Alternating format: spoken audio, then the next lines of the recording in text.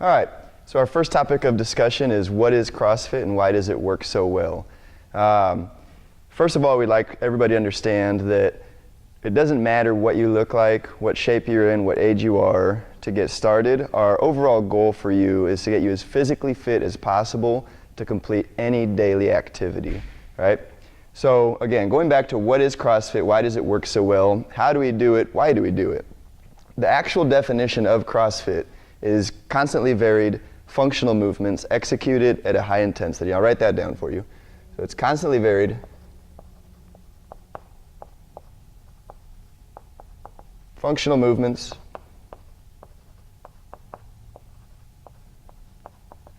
executed at a high intensity.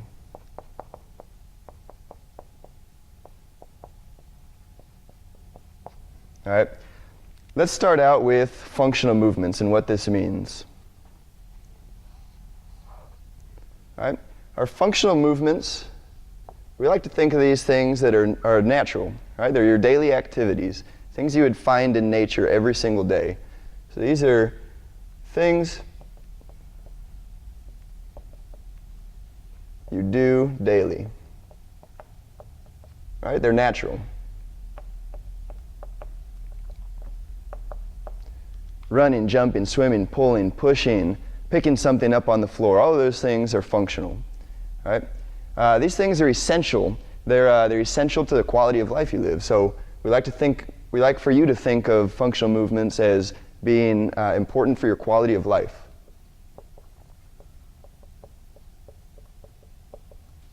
Right? Again, this is essential.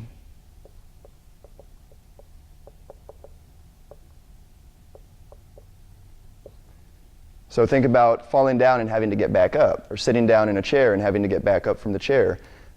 Driving, just coordinating your body, balancing your body, being able to stretch, being able to be flexible. All of these things are essential for your quality of life. Think about those things as what would happen as you get older, for example.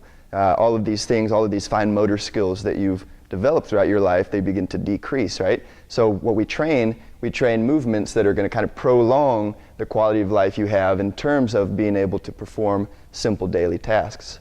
And then another kind of definition to functional movements is these are universal motor recruitment patterns. And again, just going back to the things you do on a daily basis, they're things that you find, these movement patterns are things that you find in every single movement that you do during a day. So they're universal motor recruitment pattern. Again, just simple movement patterns that you would repeat throughout the course of a day. They're simple movement patterns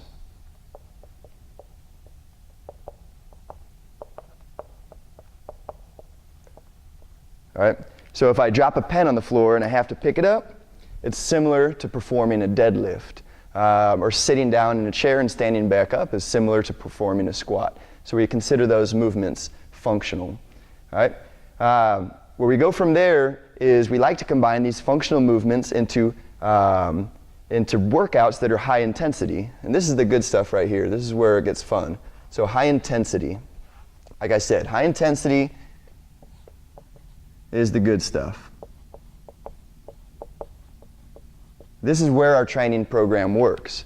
So what is high intensity? And first of all, it has two definitions. The feeling of an intense workout is something that's relative. So feeling intense is a relative term. In other words, if my 61-year-old mom does a workout with me, we're going to get to a point where she's feeling like the workout's extremely intense, and I'm not feeling that the workout's that intense just yet. All right, so the feeling of intensity is relative to each person. The actual meaning, or being intense, what actually is intense, is an absolute term. So, I want you to think of an example. Have you ever jogged 400 meters? All right, now think, have you ever sprinted 400 meters? Okay, nothing changed in terms of your body weight or how far you sprinted, but what was more intense, the jogging or the sprinting? It was the sprinting, right? So what did change out of the jog and out of the sprint? It was the time. or the speed at which you ran it. So we have this formula for intensity, and this is going to be something we go back to when we talk about fitness, but it's basically the force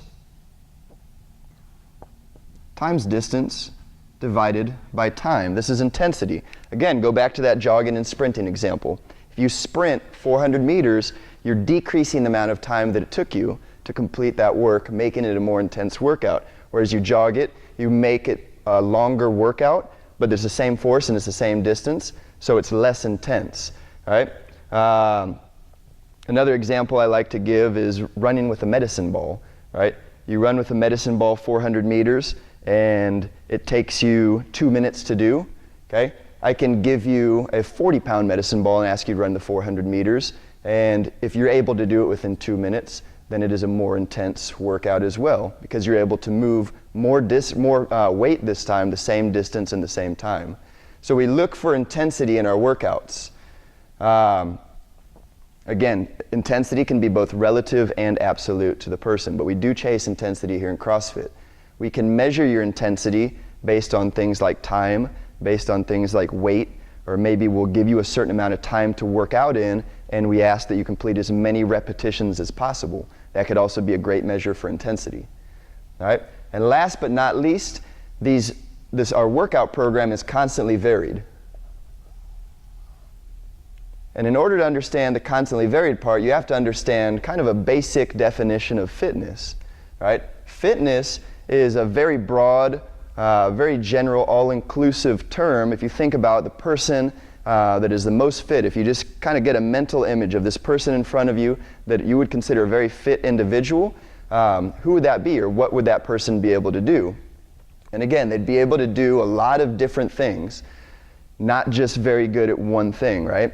So our mission is to specialize in not specializing. And again, going back to it, if we're chasing a fitness that's very broad, inclusive, all-inclusive in general, then our workout program also has to be broad, general, all-inclusive. We need to vary every aspect of our training that we can.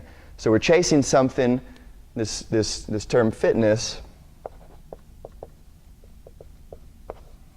that has a lot of different characteristics to it in terms of you have cardiovascular endurance, you have stamina, you have speed, you have flexibility, you have power, coordination. The list goes on and on and on and on with characteristics of fitness. So our training program has to be able to fit as many of these different things into it as possible.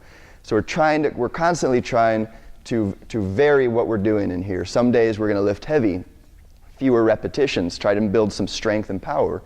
Maybe we'll combine that with some cardio that day. The next day we're going to come in, we're going to work on gymnastics, high repetition gymnastics. We combine that maybe with a lighter weightlifting movement, high repetition. So we're always trying to maximize the benefit of all of these different things that you consider when you're considering what is a fit person or who is fit. All right? So our program, again, CrossFit is constantly varied, functional movements executed at high intensity.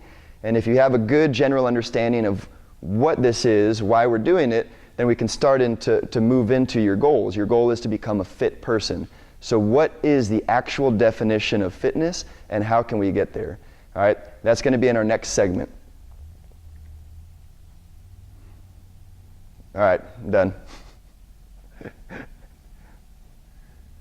Hey guys. Yeah, it's all right.